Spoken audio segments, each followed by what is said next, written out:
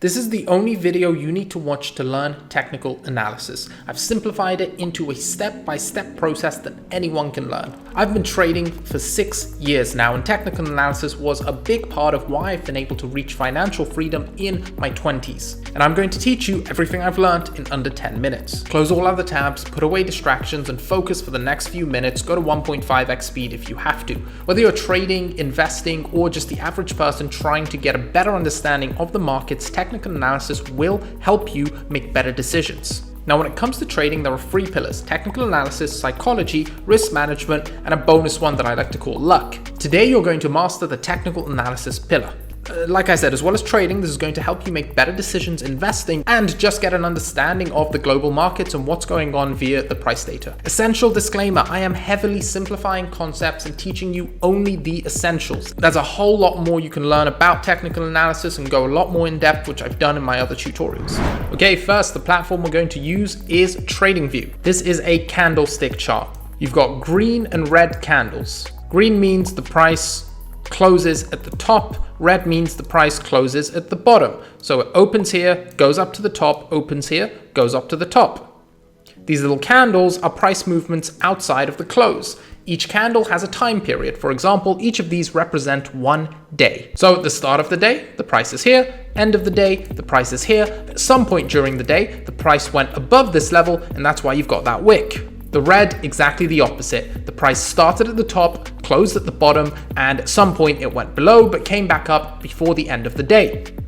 You can also change time frames to all of these different ones. For example, if we go to the 1 hour, now each candle represents 1 hour of price movement versus 1 day of price movement. Congratulations, you can now read candlestick charts. Now we'll make some basic adjustments. If you go to the top left corner, you can see volume here. I want you to get rid of that. Then I want you to go to indicators over here. Then you're going to search triple moving average. Click on this one here. Then you're going to double click and go to your 70 moving average. Click here, make the line really thick. Go to your 30 moving average, click here, make the line a bit more thick. This is very important, especially if you're using the free one. You won't be allowed that many indicators, and I don't want you to have to pay for this. Now we are ready for step 1, trend analysis. When the moving averages fan out like this with the thickest one at the bottom, you have yourselves an uptrend. When the moving averages fan out like this with the thickest one at the top, you have yourselves a downtrend. Then if we go here, you can see the moving averages crisscrossing and going sideways. You have a neutral trend over there. There are 5 trends I want you to be familiar with, and here's a cheat sheet to help you learn them all. I'll give you a second cheat sheet later to help you even more.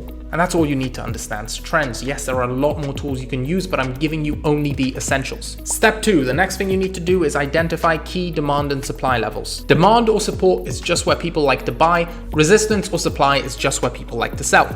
If we take a look at this 30K level over here, you can see every time the price comes down here, people like to buy. That is a support. I'll show you how to find these yourselves in a moment. Next, if we take this 40K level, we can see several times people choosing to sell here. Now, demand and supply levels can do 3 things. They can hold, like they did over here, and like they did over here. They can also break, like they did here, here, and here.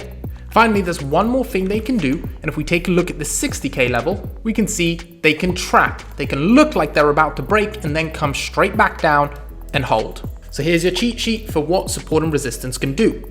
Now, how do we find and identify these key levels? Nothing beats experience and time in the market, but here are 3 rules to help you find them. Number 1, round numbers, things which are psychologically significant, like 60K, 40K, and 30K often act as support and resistance. Next, if you see price react from a certain level more than once, for example, if we take a look at this 40K level, you can see here, price rejected off of it, here, it did it again, and there. That's 3 times the price is rejected off of the 40K level. That gives us reason to mark it. And finally, this is a really important rule. If support breaks, it will turn into resistance. And if resistance breaks, it'll often turn into support. You can see an example here. Resistance, resistance, resistance. Price got back up, broke, and now it's acting as support. Same thing here, 60K. Resistance, resistance, and here it acts as support.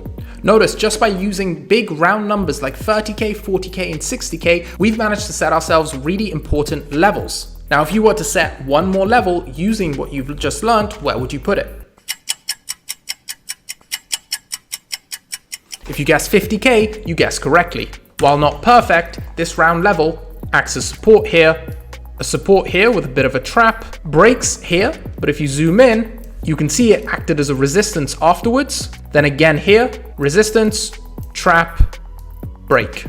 Here's another cheat sheet for our key level rules. Now, step 3, putting it all together. The first thing you do is mark out your key levels, then you identify the trend. Our moving averages show a downtrend over here, they show an uptrend over here, and another uptrend over here.